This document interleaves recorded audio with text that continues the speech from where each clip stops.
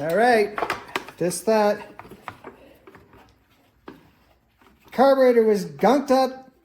That main jet was clogged 100%, and the emulsion tube was pretty nasty there. So the moral of this video is don't leave gas sitting in your small engine equipment for a long period of time, because that's what it does. Unfortunately, that's the gas we get today.